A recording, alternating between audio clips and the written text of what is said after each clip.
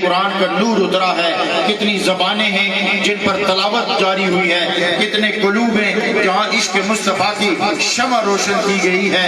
ایک درویش کے ساتھ جب تعلق کسی عالم دین کا قائم ہوتا ہے تو پھر جب علم کا نور بھی موجود ہو، طریقت کا سرور بھی موجود ہو، آداب طریقت بھی سمجھتا ہو، آداب شریعت کو بھی سمجھنے والا ہو، ایسا شخص جہاں بھی قدم رکھتا ہے تو وہ مسجد صرف مسجد نہیں رہتی، وہ مسجد بھی ہوتی ہے اور عشق مصطفیٰ کا میخانہ بھی بن جایا کرتی ہے۔ فرمان خدا بندی ہے، وَلَقَدْ كَرَّمْنَا بَنِي آدَمَ، ہم نے انسان کو بڑی عزت عطا کی ہے۔ اس عزت سے مراد کیا ہے؟ اگر اس عزت سے دولت مراد ہوتی تو پھر معیار شریعت متعین نہ کیا جاتا۔ اگر اس عزت سے مراد اقتدار ہوتا تو پوریا نشینوں کو عرش علا کے نظارے نہ کرائے جاتے۔ اگر اس عزت سے مراد کثرت اولاد ہوتی تو پھر جنگلوں میں بسنے والے درویشوں کے جھنڈے نہ لہرا رہے ہوتے۔ اس عزت سے مراد کیا ہے کہ جب بندے کو اللہ عزت عطا کرتا ہے تو پھر رب کائنات کا اعلان ہے کہ میں اس کی زبان بنتا ہوں جس سے وہ بولا کرتا ہے، میں اس کے ہاتھ بنتا ہوں جس سے وہ پکڑا کرتا ہے، میں اس کے قدم بنتا ہوں جس سے وہ چلا کرتا ہے۔ ایسا شخص پھر کیا ہوتا ہے؟ وہ خدا نہیں ہوتا مگر مظہر کمالات خدا ضرور بن جایا کرتا ہے۔ پڑھیے درود پاک الصلاۃ والسلام علیک یا سیدی یا رسول اللہ وعلی آلک و اصحابک یا سیدی یا حبیب اللہ۔ میرے معزز سامعین، میں عرض یہ کر رہا تھا کہ اس انسان کو اللہ نے مرحلہ تخلیق سے ہی جدا گانا مرتبہ عطا فرمایا ہے۔ بڑی قابل غور بات ہے کہ اللہ رب العزت نے انسان کو جو عزت عطا فرمائی ہے، اولاد آدم کو جو عزت عطا فرمائی ہے، اس کا معیار بھی اللہ نے اسی کتاب میں بتا دیا ہے۔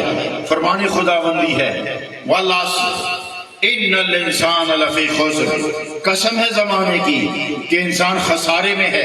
اے الہ العالمین، تو ہی اعلان کر رہا ہے وَلَقَدْ كَرَّمْنَا بَنِي آدَمَ، اور تو ہی اعلان کر رہا ہے إِنَّ الْإِنسَانَ لَفِي خُسْرٍ۔ تو پھر معیار و مرتبہ کیسے متعین ہوگا؟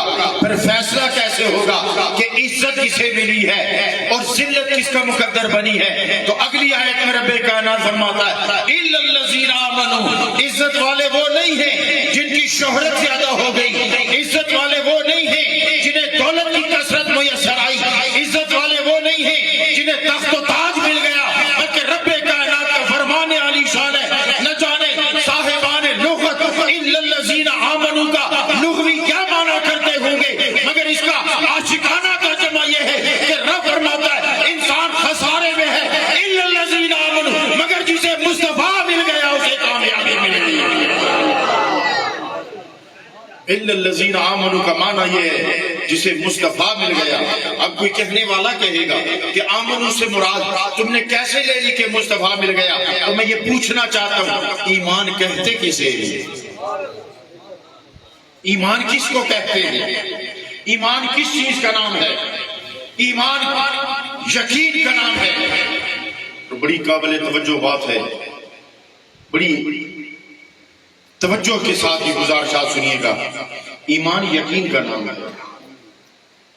اور یقین حاصل کرنے کے 5 ذرائع ہیں جنہیں حواس خمسہ کہتے ہیں۔ اگر آپ خود کسی چیز کو چکھ لیں اور وہ آپ کو میٹھی لگے تو دنیا ساری کہتی رہے کڑوی ہے، آپ کہیں گے نہیں میٹھی ہے، اس لیے کہ آپ کی زبان نے اسے چکھ لیا ہے، اب دنیا کے ارادے کو بدل نہیں سکتی۔ اگر آپ نے سریلی آواز سنی ہے تو کوئی کہے بھلا کہتا رہے کہ کوئل کی آواز بھدی ہوتی ہے، آپ کہیں گے نہیں، بانسری اور کوئل کی آواز بڑی سریلی ہوتی ہے، اس لیے کہ میرے کان کام کرتے ہیں۔ اگر پھول سے خوشبو آ رہی ہو، دنیا ساری کہتی رہے کہ خوشبو نہیں آتی، آپ کہیں گے کہ خوشبو آ رہی ہے، اس لیے کہ میری ناک نے سونگا ہے۔ اس طرح حواس خمسہ کے ذریعے آپ معلوم کر لیتے ہیں اور یقین کر لیتے ہیں۔ اب ایمان ہے اللہ پر یقین کرنے کا نام، تو اللہ حواس خمسہ میں نہیں آتا، نہ چکھنے میں آئے، نہ سونگنے میں آئے، نہ چھونے میں آئے، نہ سننے میں آئے، تو یقین کہاں سے آئے گا؟ یقین کو مشاہدے کی ضرورت ہے۔ تو پھر اعلان ہو گیا مشاہدہ مصطفیٰ کا ہوگا، یقین خدا کا ہوگا۔ مشاہدہ مصطفیٰ کا ہوگا، یقین خدا پہ ہوتا چلا جائے گا۔ اس لیے رب کائنات نے مصطفیٰ کو لباس بشر میں بھیج کر زبان مصطفیٰ سے اعلان کر دیا، اعلان مصطفیٰ کریم ہے، من رانی رال حق، میں آئینہ ہوں، جس نے مجھے دیکھ لیا اس نے حق کا دیدار کر لیا۔ اس لیے حضرات محترم وَلَقَدْ كَرَّمْنَا بَنِي آدَمَ کا پھر معنی یہ بنے گا کہ ہم نے اس اولاد آدم پہ کرم کر دیا ہے جس کے ہاتھ میں دامن مصطفیٰ آ گیا ہے۔ ہم نے اس پہ کرم کر دیا ہے جو امت مصطفیٰ میں آ گیا ہے، اس پر کرم کا صاحبان آ گیا ہے جو اللہ والوں کے ساتھ ہو گیا ہے، کیونکہ اعلان خداوندی ہے وَاعْلَمُوا أَنَّ اللَّهَ مَعَ الْمُتَّقِينَ، جان لو کہ متقی لوگوں کو اللہ کی معیت ہے۔ اس پر بھی ایک چھوٹی سی مثال عرض کر کے میں اجازت چاہوں گا۔ ہمیں ایک ایسا وسیلہ چاہیے جو آگ کو بھی سینے پہ سہ لے اور پانی کو بھی سینے میں سنبھال لے۔ تو پھر کیا ہوتا، ہم درمیان میں برتن رکھ لیتے ہیں، اس برتن کا کیا کام ہے، وہ آگ کی تپش بھی سہ لیتا ہے، پانی کو بھی سینے میں سنبھال لیتا ہے۔ تو اب برتن کون ہوگا؟ ہم کسے برتن بنا سکتے؟ تو برتن پھر وہی ہوگا نا جو اللہ مقام میں بھی جاتا ہے، مقام میں بھی آتا ہے، جو سدرا سے ادھر بھی جاتا ہے، سدرا سے ادھر بھی آتا ہے۔ وہ ایک ہے ذات مصطفیٰ جو انوار الہی بھی برداشت کر لیتا ہے اور امت کے غم بھی اپنے دامن میں سمیٹ کے سنبھال لیتا ہے۔ اور پھر جب مائیت ہوتی ہے تو ایک مثال میں عرض کرنا چاہتا ہوں۔ ہم جو کہتے ہیں نا کہ داتا علی حجویری، تو لوگ کہتے ہیں جی ان کو داتا کیوں کہتے ہیں؟ ہم کہتے ہیں غوث اعظم، تو لوگ کہتے ہیں جی انہیں غوث اعظم کیوں کہتے ہیں؟ تو سنیے پھر ہم کیوں کہتے ہیں۔ پانی کا کام جلانا ہے یا بجھانا ہے؟ بجھاتا ہے کہ جلاتا ہے؟ جلتے کو بجھاتا ہے نا۔ ہم نے پانی کو برتن میں ڈال کر آگ پہ رکھا، اب پانی کو آگ کی مائیت حاصل ہو رہی ہے، پانی ابلنے لگا، جوش ہونے لگا۔ جب وہ ابل رہا تھا تو میں نے ایک صاحب کو کہا کہ آپ نے بڑی تبلیغ کا ٹھیکہ اٹھا رکھا ہے، ذرا پانی میں انگلی تو ڈال کے ذرا بتاؤ تو صحیح۔ اس نے انگلی ڈالی، چھٹ سے پیچھے ہٹا لی۔ میں نے کہا کیا کر رہے ہو؟ اس نے کہا پانی میں انگلی رکھی کیوں نہیں؟ اس نے کہا جلاتا ہے۔ اس نے کہا پانی جلاتا ہے۔ میں نے کہا صاحب کیوں آگ کے ساتھ شرک کر رہے ہو؟ یہ بات سمجھ رہے ہیں صاحب، کیوں آگ کے ساتھ شرک کر رہے ہو؟ جلانا تو آگ کی صفت ہے، تم پانی میں ثابت کر رہے ہو۔ اس نے کہا تم خود انگلی ڈال کے دیکھ لو۔ میں نے کہا مجھے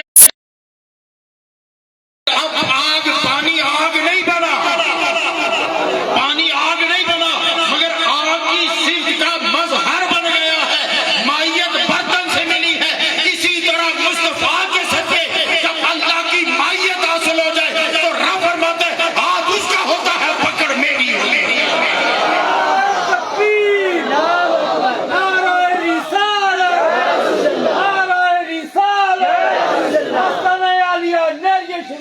ہاتھ اس کا میری ہوتی ہے، رفتار اس کی ہوتی ہے، قدم اس کا ہوتا ہے، رفتار میری ہوتی ہے، زبان اس کی ہوتی ہے، اذن میرا ہوتا ہے، آنکھ اس کی ہوتی ہے، بصارت میری ہوتی ہے۔ پھر رحمان بابا نے اسی لیے پشتوں میں کہا تھا یا قدم سرا اور رسی مالدنے دے، اس میں مینشن کر کے اس نقشے پہ چلنا شروع ہو جائیں تو تھوڑی تھوڑی دیر کے بعد آپ کو آواز آئے گی کہ اتنے میٹر کے بعد آپ نے دائیں جانا ہے، بائیں جانا ہے۔ اگر آسمان میں چھوڑا ہوا سیارہ عقل انسانی اتنا کمال دکھا کہتا ہے یا ساریت الجبل، وہ کیا ہے؟ وہ تسخیر ایمانی ہے، اسے تسخیر ایمانی کہتے ہیں، اسے تسخیر اور تسخیر ایمانی چاند کے فلک تک لے کے جاتی ہے۔ پھر جب بندہ قرب الہی حاصل کر لیتا ہے تو اعلان خداوندی ہوتا ہے وَلَقَدْ كَرَّمْنَا بَنِي آدَمَ۔ میں نے اسے اگر یہ قبر کے اندر بھی چلا جائے تو اس کی قبر پہ چادر نظر آئے۔